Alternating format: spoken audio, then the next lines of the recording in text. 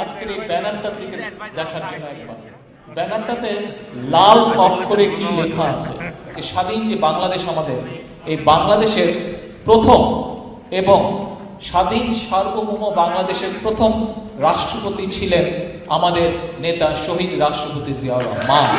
শহীদ রাষ্ট্রপতি জিয়াউর রহমান বাংলাদেশের প্রথম এবং সর্বপ্রথম রাষ্ট্রপতি, এটাই সত্য, এটাই ইতিহাস। উনি 1971 সালের মার্চ মাসে স্বাধীনতার ঘোষণা দিয়েছিলেন। এই যে বাংলাদেশ স্বাধীন, আমরা স্বাধীনতা যুদ্ধে ঝাঁপিয়ে পড়লাম, আজকে থেকে আমাদের দেশ স্বাধীন।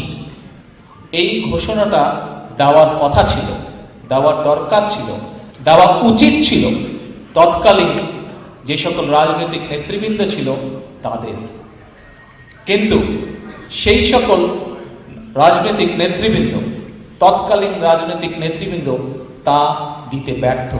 তিনি কারো পাঠানো ঘোষণা নয়, বরং নিজের হাতে ঘোষণা ড্রাফট করলেন এবং নিজের ড্রাফট করা ঘোষণা নিজে জাতির সামনে পড়লেন, বিশ্বের সামনে পড়লেন।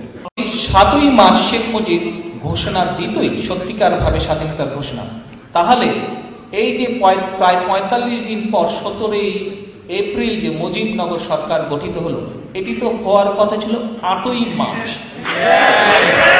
এই সরকার তো গঠিত হওয়া ছিল 8ই মার্চ, কারণ রেসকোর্সের ময়দান থেকে শেখ মুজিব ফিরে গিয়ে নিশ্চয়ই তার এমপিদেরকে, তার নেতৃবৃন্দকে বলতো না যে তোমরা যার যার এলাকায় চলে যাও, না, এটা না বলে যদি বলতো যে আসো আমরা ক্যাবিনেট গঠন করব, আলোচনার মাধ্যমে আমরা, এখানে পরিষ্কার অক্ষরে লেখা আছে 27শে মার্চ সমগ্র বাংলাদেশে সর্বাত্মক ধর্মঘট।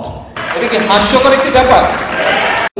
আপনাদেরকেও, আপনারা যারা সত্যিকার ভাবে শহীদ জিয়ার রাজনীতির আদর্শে বিশ্বাস করেন, সত্যিকার ভাবে দেশনেত্রী বেগম খালেদা জিয়ার রাজনীতিতে বিশ্বাস করেন, সত্যিকার ভাবে বাংলাদেশি জাতীয়তাবাদী রাজনীতিতে বিশ্বাস করেন, আপনাদেরকে আরো ত্যাগ স্বীকার করতে হবে।